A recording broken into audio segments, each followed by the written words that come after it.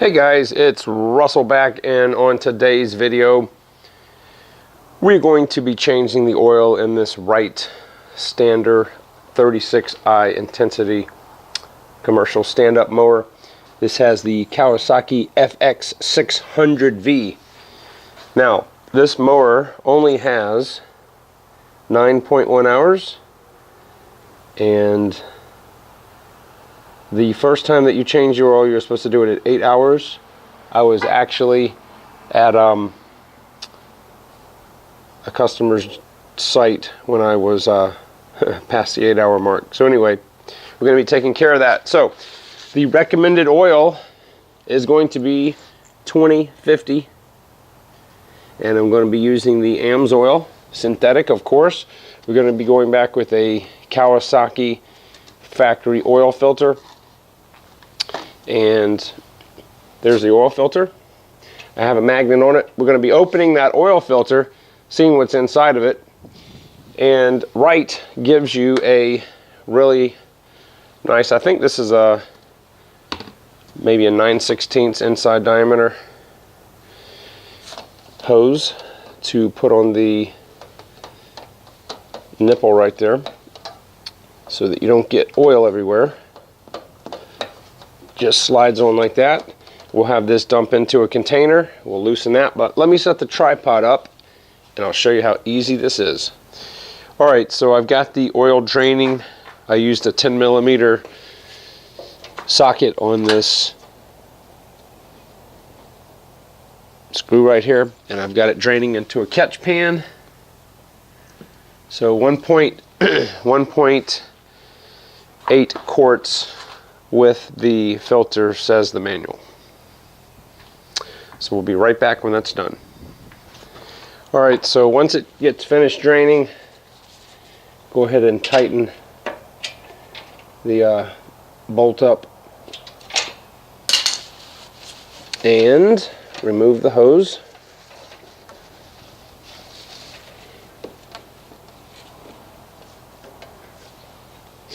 Okay. Now, next step is we need to take this filter loose, and I can already tell you that's going to be a mess. So I'm going to show you a little trick that I do on lawnmowers, and it may save you a little grief.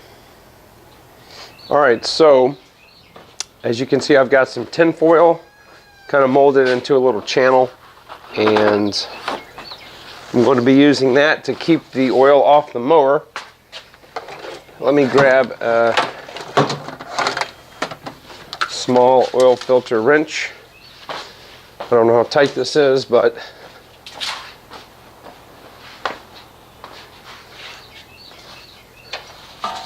take my magnet.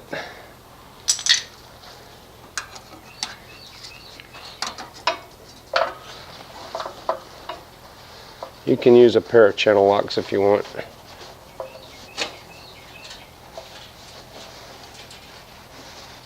Wow, that thing's on there tight.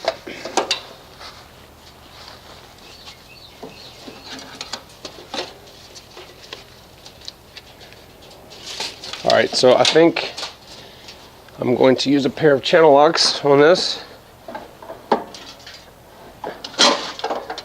Yeah, I don't know why they put these things on so tight from the factory.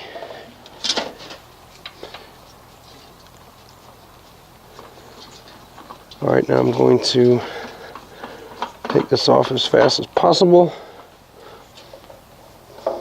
Okay. Now you see the oil? It's just going straight down. Excuse me, this pollen is just horrible. Now, obviously, once it gets snug, just a little bit more, and that's it. Okay, I'm going to take the magnet, put back on there. Manual says it takes 1.8 quarts with the filter change. So that's what we'll put in. Now I know some people are going to ask, why am I using AMSOIL? I've been using this stuff for the last well, since the early 1990s, and it is, I think, the best oil that you can buy. This is a actual 100% synthetic oil. When you see, if you go to the parts store, Walmart, whatever, and everybody calls synthetic oil, it says full synthetic. Well, the government lets them call it synthetic even though it's not. You can do some research on the Pennzoil and Mobil 1 lawsuit. I won't get into that, but nowhere else in the world do they call synthetic oil synthetic when it's not, except in America. So if you want real, made in the lab, 100% synthetic, Amsoil, and there may be one or two other oils, but none that I know that you can buy like at Walmart or anything. Alright, now after you have completed the filling of the oil, keep in mind that the oil filter has no oil in it. So when you go to check the dipstick and you're supposed to just lay it on there, don't screw it down, it's going to show that it's a little high. Okay, now we're going to run the engine and let it circulate the oil, check for any leaks, and then once the filter's got oil in it, then it should read a normal level.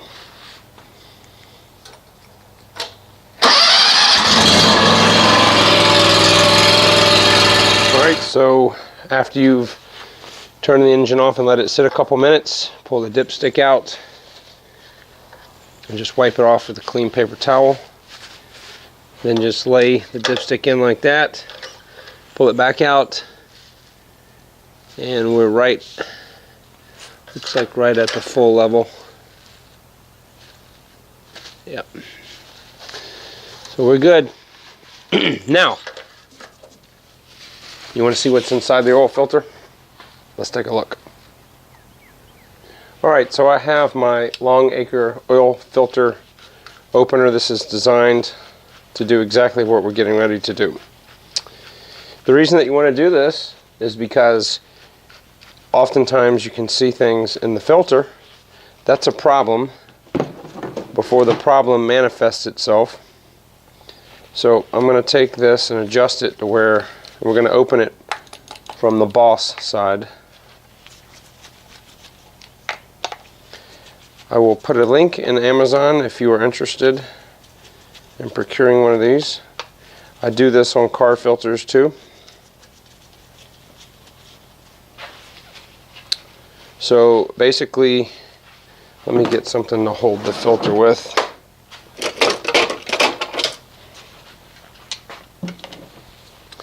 So basically I'm just going to twist this around. It's got a cutter on the end.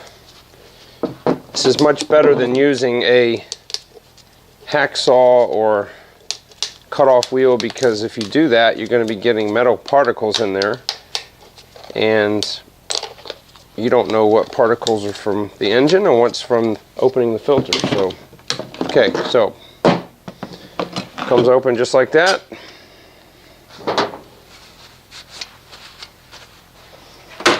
Now, any new engine is going to have some casting remnants. Sometimes they have an oxide coating in the engine, but here's this is a silicone drain back valve.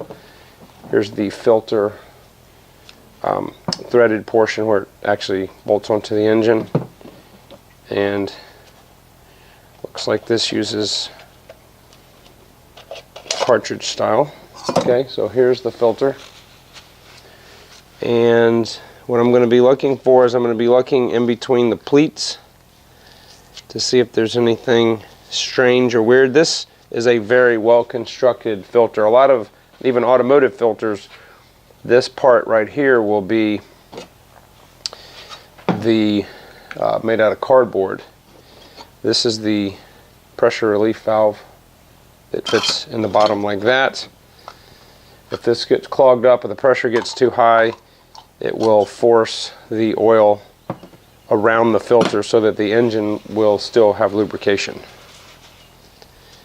So I'm gonna see if I can get a close-up of this for you guys. It's just a paper, well, I say it's paper, it's a paper media, cellulose. But I'm just looking for chunks or metallic particles, anything like that. It could be bearing material, it could be, you know, whatever's inside the engine, aluminum.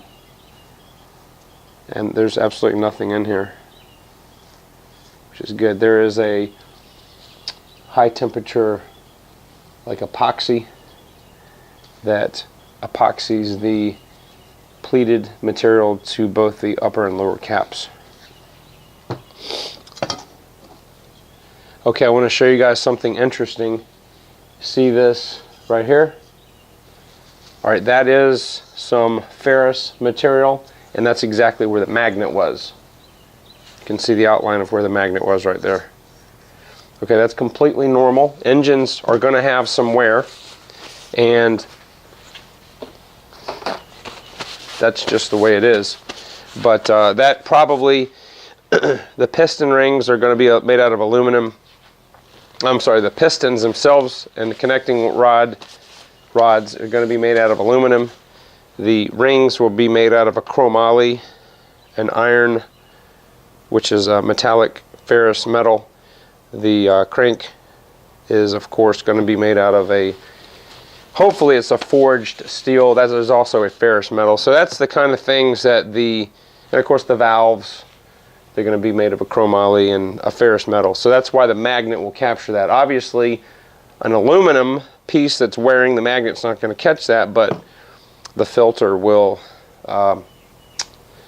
be able to catch that. Now, a lot of stuff is going to be smaller than you can see with your eye. You can use a flashlight and look down in there, but I don't see anything at all. It looks completely healthy. And again, this stuff right here is stuff that would have gone through the filter. It's so small. The filter has to let a certain amount of particles go through there, or if it was 100% efficient at everything, then there would be no oil flow. It would be so slow, the engine would starve for oil. So I'm very pleased. Just a general cursory look with the health of the inside of the engine. Every single time I do an oil change, Wright recommends that you change the oil at 100-hour intervals going forward. The first change is supposed to be at 8, then the oil and filter changes after that is at 100-hour intervals. I will probably cut that to probably 50 or 75 hours. I'm one of these people that try to get the most mileage out of it, and it only uses 1.8 quarts. These filters are not really expensive, so I'm going to see if I can get one of these things to go, you know, maybe 2,000 hours or something on the original engine. So anyway, guys, the only other thing I would do as far as maintenance is take the air filter element out, vacuum the outside of it, make sure. I operate in extremely dusty environments, which is one of the reasons that I'm going to cut the interval on the oil change. And so hopefully this was helpful, getting you, allowing you to see the inside of an oil filter that was on a lawnmower engine, the Kawasaki. All right, so I want to show you guys why you need to check your air filter. And look at this. All right, that's all Bermuda grass. So what I'm going to do is I'm going to take my vacuum and I'm going to get that out of here. I'm going to do this first before I even pull the filter out.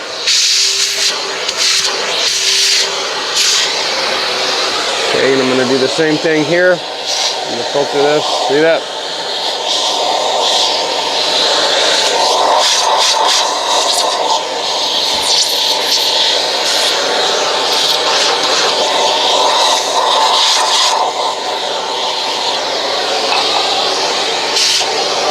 This is really got a lot of grass on it.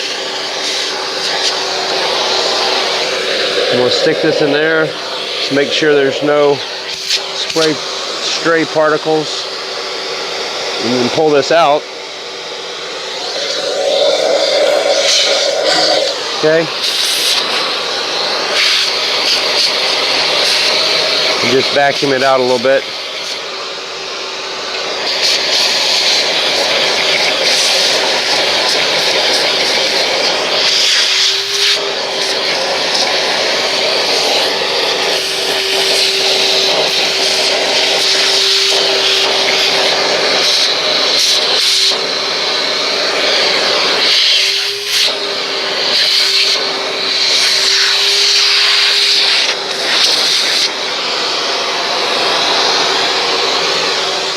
So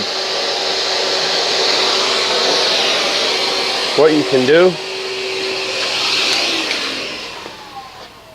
is you can take I'm gonna take a damp paper towel and wipe it out.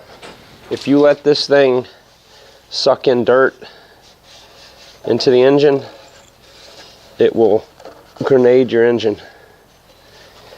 It'll cause tons of ring wear. There's no excuse for having, I mean, look at all that stuff that came out. Now, obviously, this is on the dirty side of the air cleaner, and it's going to get dirty. But don't be so cheap or lazy. You know, it's not time to replace this filter. It's doing exactly what it's supposed to, but keep it clean, you know, because it's reducing airflow when it's got stuff all over it. So I'm just wiping out this. Now this is the clean side, all right? In here should always be clean. If you see that's dirty, then you need to get you a new air filter in there ASAP. Okay, I'm going to show you how to reset the meter when it starts flashing. It was telling us to do the oil at the 8-hour mark. Press this 3 times.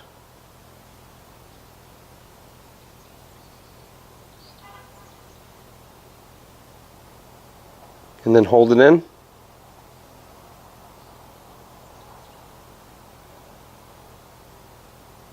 And then release it.